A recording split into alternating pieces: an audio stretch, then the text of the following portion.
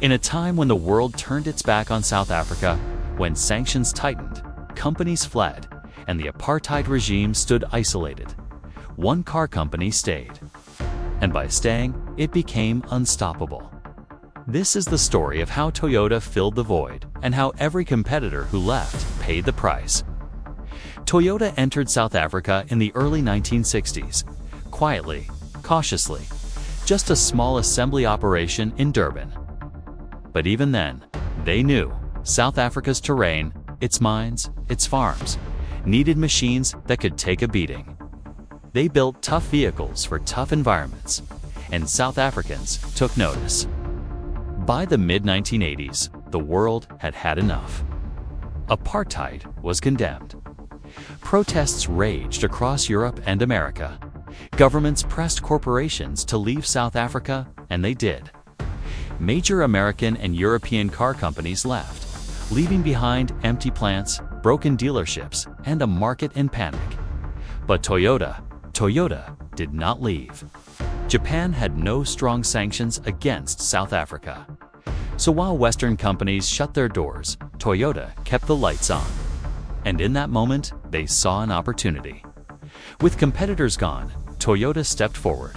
More dealerships, more supply contracts, more visibility. The Hilux became king. The Corolla became a household name. And Toyota became the brand that stayed when others didn't. They filled the empty roads left behind by American and European giants. By staying during apartheid, Toyota gained advantages no competitor could match.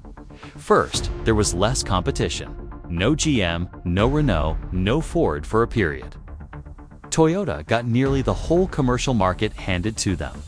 Second, labor under apartheid was cheap, and unions were heavily restricted. This meant lower costs and higher margins. Third, when others left, Toyota became the default choice for government and corporate fleets. From police vans to mine vehicles, Toyota supplied them all. Finally, Toyota built deep roots with parts factories, repair networks, and training centers. They owned the roads and the entire ecosystem supporting those roads.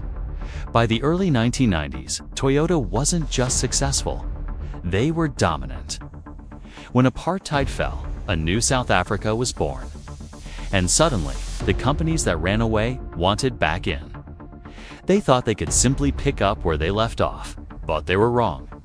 They returned to a battlefield Toyota had already won. When Western brands came back, they faced huge problems. Toyota owned the market. Consumers, dealers, and mechanics all trusted Toyota. It had become the South African car. People remembered who stayed, and they remembered who left, leading to a loss of brand loyalty for the returning companies. Their factories had to be rebuilt from empty shells, while Toyota had a world-class manufacturing plant in Durban. Toyota had also helped shape government policy, giving them an inside track while others were still trying to figure out the system. And then there was the Hilux problem. The Hilux dominated the bakkie market so completely that even when competitors returned, they had nothing strong enough to take the throne. And in 2017, General Motors gave up again.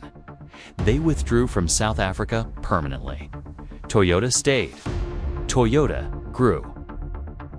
Today, Toyota South Africa is one of the largest private employers in the country. Africa's leading automotive brand and the primary producer of the Hilux and Corolla for export. It's a giant in fleet, mining, and farming markets. All of this power, all of this influence, all of this market dominance goes back to one decision. They stayed when others left. Toyota didn't stay because they believed in justice or because they supported equality.